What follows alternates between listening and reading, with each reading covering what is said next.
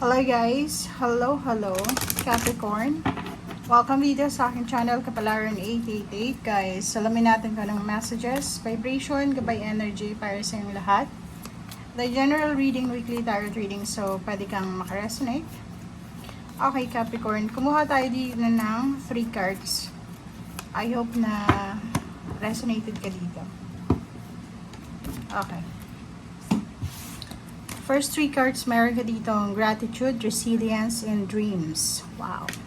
So, etong card na to is resonated to sa lahat ng tao, lahat ng zodiac signs. Kasi lahat naman tayo may pangarap tayo, mayroon tayong goals, mayroon tayong minamanifest.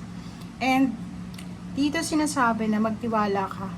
Okay? This week, if for example, Capricorn, hindi ka na masyadong naniniwala sa milagro or hindi ka na masyadong nakafocus sa pangarap mo or sa goals mo or parang hindi ka masyadong 100% na sure sa kung ano yung patutunguhan mo. Yung parang feeling mo walang direction, walang patutunguhan, parang ganun. So, dito sinasabi na magtiwala ka.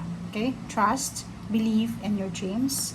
And sinasabi dito na if ever man kasalukuyan kang nakakaranas sa mga problema, tribulations, or any restrictions, or pwedeng may mga hindrances, sinasabi na i-overcome mo yan, rise above tribulations. So, ibig sabihin, labanan mo siya. Okay? Labanan mo yung tukso ng pagsuko. Kasi minsan, sa sobrang hirap ng buhay, parang gusto na lang natin isuko. But dito, sinasabi na para ma-appreciate mo kung ano yung blessings sa meron ka sa ngayon. Or para hindi ka masyadong mag-self-pity or hindi ka mawala ng focus, ng interest sa kung anong nangyayari sa'yo ngayon.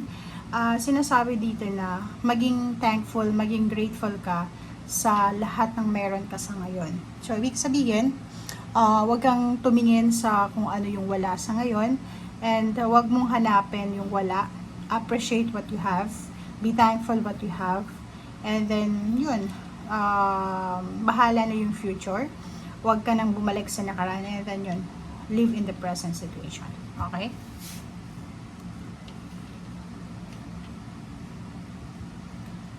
Okay. I hope nakikita niyo guys. Okay. Next tarot deck.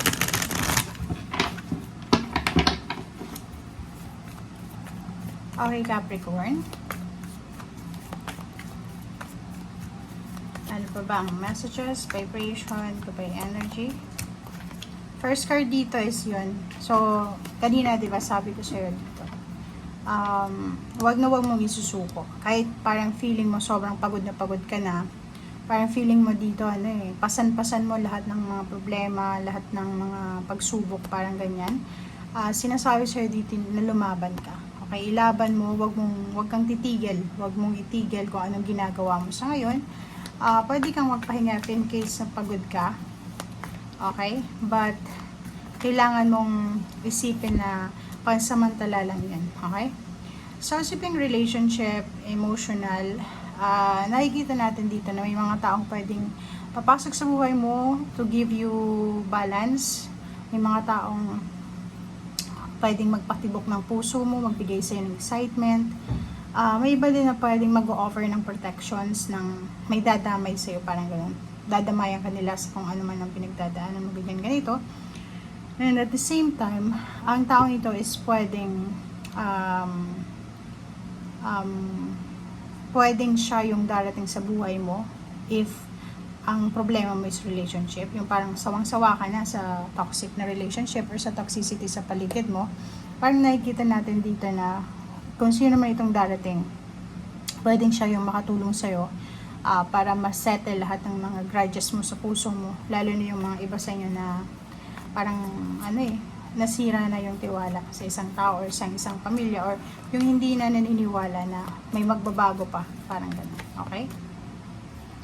Next card is Temperance. So, this week, kailangan mo ng sobra-sobrang pagpapasensya. Para maiwasan mo yung tukso ng pakikipag-away, pakikipag-diskusyon, paghihiwalay, and then,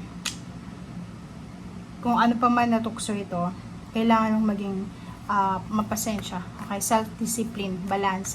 Yun yung kailangan mong gawin sa ngayon. Okay?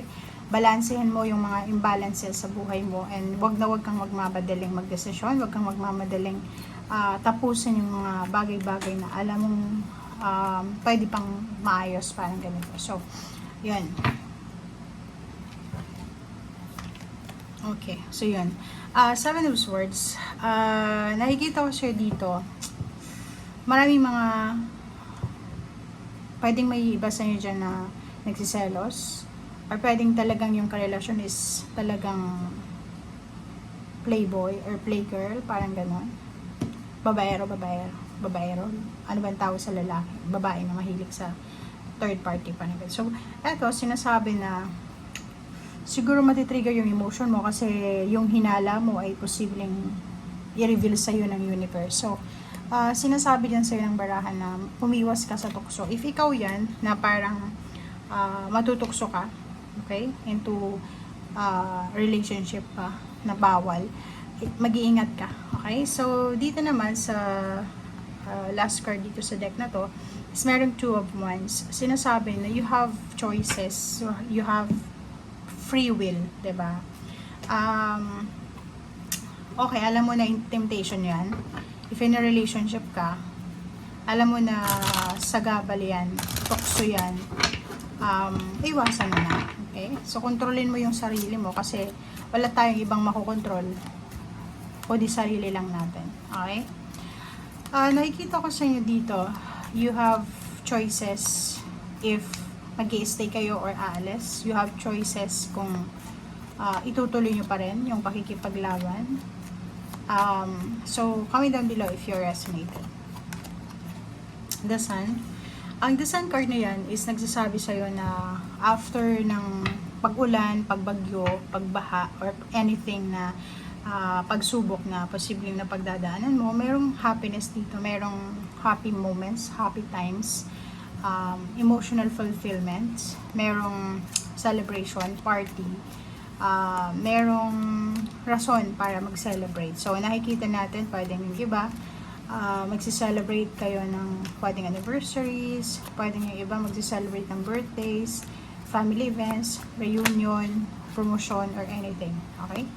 So, next is Ten of Cups. So, it's a confirmation na may celebration na magaganap. So, it's a confirmation na may family events, pwedeng regarding sa bata, pwedeng may awards yung bata, pwedeng makakapasa sa board exam or anything na exam, may homecoming, meron ditong house blessings, or meron ditong pagbabakasyon. Ito, nakikita ko sa'yo dito na may iba sa inyo dyan, Capricorn, na since few days pa to na message, siguro marami sa inyo na nagbabalak na magpakasal, yung mga live-in partners pa lang, nagbabalak magpakasal, kaso lang ang problema pera. So, nakikita ko sa inyo dito na yun yung focus nyo this week, yung makapag-ipon ng pera para sa party or occasion na pinaplano nyo. Or yung iba naman sa inyo dyan is siguro naghihintay kayo ng inheritance, lump sum, help, or pwedeng umutang kayo sa bangko. So, malaking halagang pera itong darating sa inyo.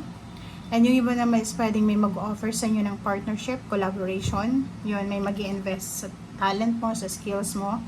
And posibleng siya yung maging dahilan para maging sobrang yaman ka or magkamal ka ng limpak-limpak na salapi. Okay guys, thank you for watching and see you again. Bye!